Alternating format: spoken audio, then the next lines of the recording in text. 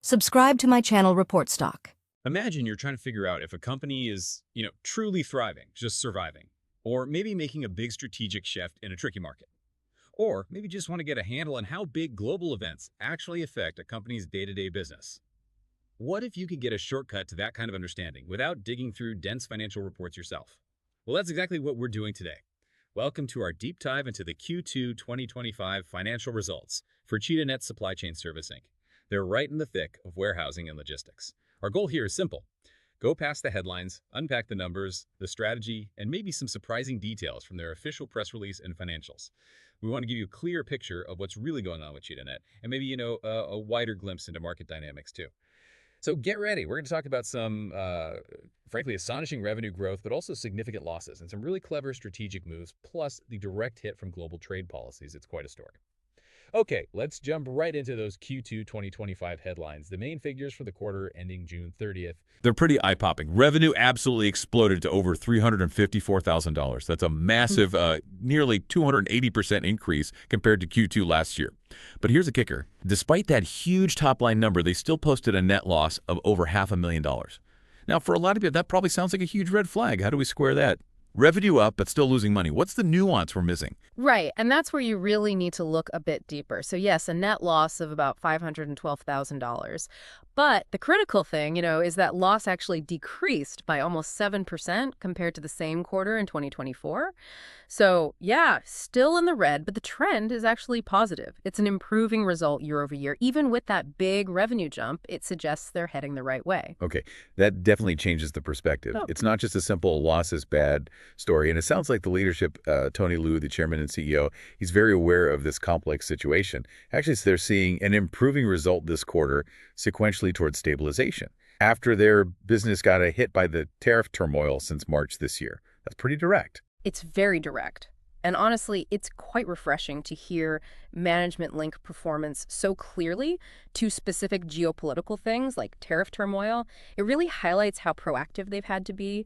They've focused on growing their labor and logistics side, generating that significant interest income we'll probably talk more about from those public offerings last year, and actively trying to cut costs to be more efficient. It's definitely a multi-pronged approach. So not just hunkering down, but actively pivoting, finding new income streams while dealing with external pressures.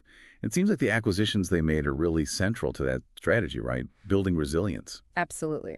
Liu specifically mentioned their focus on integrating the two companies they bought recently. That's Edward Transit Express Group, acquired back in February 2024, and TW&EW Services, which they picked up in December 2024.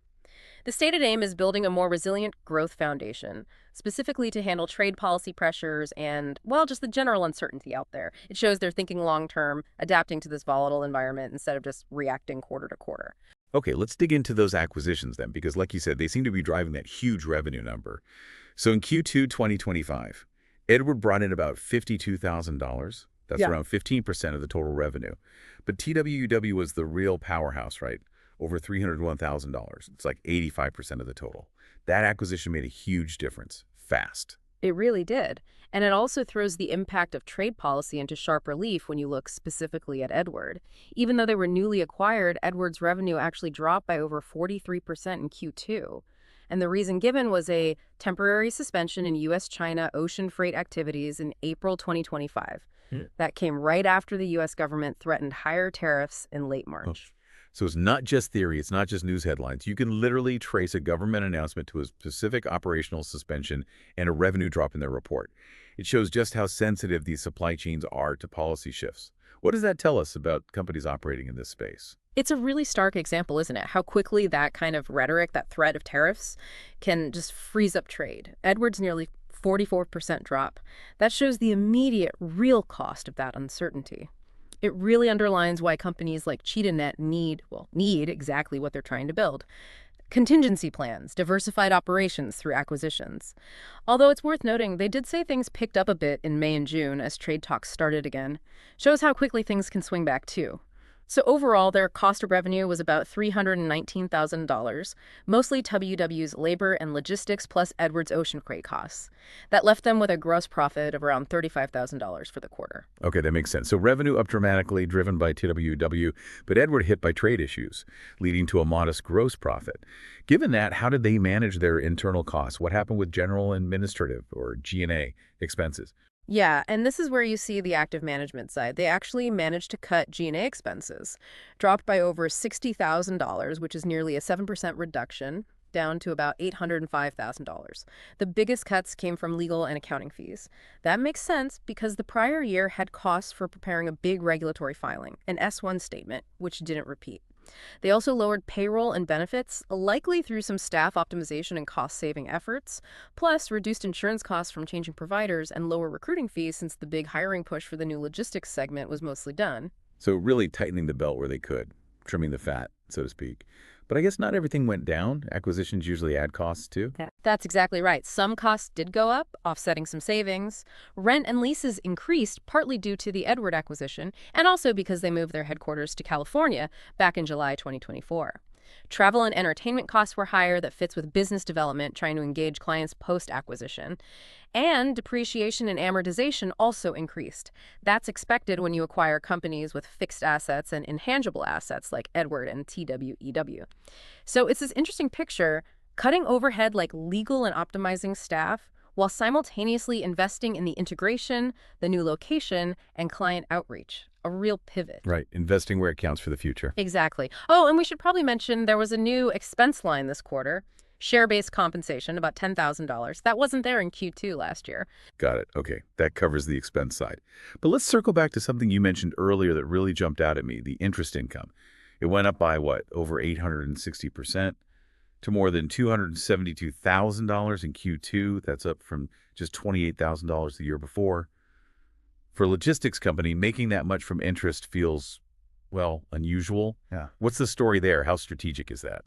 Oh, it's definitely strategic and frankly, quite a clever move in their situation. That huge jump came mainly from interest they earned on short-term loan receivables and also certificates of deposit.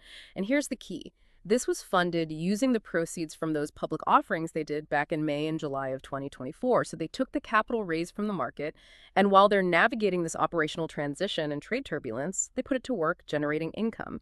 It's a smart way to, cushion those losses and give themselves more financial breathing room. That is smart. Using financial strategy to support operational strategy. Now, speaking of strategic moves, let's touch on something they stopped doing, their discontinued operations. They used to have a parallel import vehicle business. What happened with that? Yeah, and connecting this to the bigger picture, it's another clear strategic decision. They basically shed an asset that wasn't performing. Back in Q2 2024, they only sold one vehicle because, as they put it, there was a significant downturn of parallel import vehicle business in the PRC, the People's Republic of China. That segment actually produced a loss of about $63,000 in Q2 2024. Now in Q2 2025, it's gone from their books. It really shows them adapting to the market, cutting loose what isn't working, to focus resources on the core logistics business, especially with the new acquisitions. Makes sense. That kind of decisive pruning often signals management focus. Now, Q2 is just one quarter. How do these trends look over the longer 6-month period ending June 30th? Does the story hold up? It does, pretty consistently, which sort of validates what we're seeing in the quarterly snapshot. For the full 6 months, total revenue was over $833,000. Again, Edward was about 14%, TWEW the vast majority at over 86%. And Edward's revenue was also down over the 6 months by about 32%, again linked to those U.S.-China trade issues early in the period, followed by some stabilization. Cost of revenue shot up significantly, over 740% to about $742,000, mainly because of adding TWEW's operations for the full period compared to last year.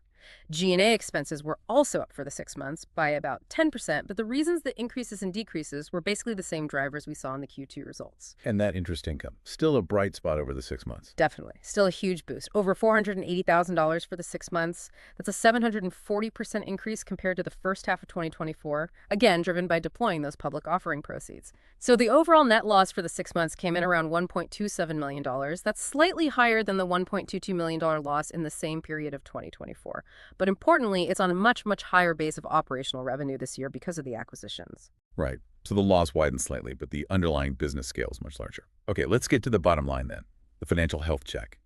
Liquidity, cash flow. What does their balance sheet look like as of June 30th, 2025? Are they stable? Okay, snapshot time. As of that date, they had current assets of nearly $10 million. Within that, about $200,000 in cash and cash equivalents. But the big piece was $8.7 million in loan receivables, which connects directly back to that interest income story, right? That's where it's coming from. Current liabilities were pretty low, about $900,000, mostly operating leases and other payables, and stockholders' equity was $11.4 million. That is down a bit from the $12.6 million they had at the end of 2024. Okay, assets look decent, liabilities manageable. What about cash flow for the first 6 months of 2025? Were they actually generating cash from running the business day to day? Yes, that's a positive sign. They reported net cash provided by operating activities of about $1.3 million, so the core business is generating cash. However, they used $2.7 million in investing activities. That likely reflects spending on integrating the acquisitions, maybe buying new assets. And here's a key difference from last year. They used about $138,000 in financing activities. That's a huge swing from the same period in 2024, when financing activities provided nearly $6 million because of those public offerings. Okay, so let me see if I have this right. Operations are generating cash. Good sign. But they're investing heavily, which uses cash. And unlike last year, they aren't bringing in new cash from financing activities like issuing stock, which explains why their actual cash on hand at $200,000 is quite a bit lower than at the end of last year. How do they feel about their liquidity going forward? Do they have enough runway? Management expresses confidence. They state that their current operating plan combined with the cash they expect to generate from operations, plus potential debt financing, support from their main stockholder, and maybe even future equity financing if needed. All that should provide sufficient liquidity to meet the company's future liquidity and capital requirements for at least 12 months. So they seem to feel they have enough levers they can pull to manage their cash needs for the foreseeable future. What a fascinating picture. We've seen CTNT dealing with major global trade headwinds, making big strategic bets on acquisitions, while also diligently managing costs internally and finding, frankly, creative ways to generate income through interest on past funding. It really drives home how understanding these financial details gives you so much more insight than just reading the headlines. You see the real-time adaptation. So CTNT's Q2 results definitely paint a picture of a company actively building resilience in what's clearly a turbulent global economy. But it leaves you with a thought, doesn't it? What does their increasing reliance, at least for now, on that interest income rather than purely operational growth tell us about the broader landscape, especially for supply chain companies trying to find growth amidst all this ongoing trade policy uncertainty? Definitely something to keep thinking about. Subscribe to my channel Report Stock.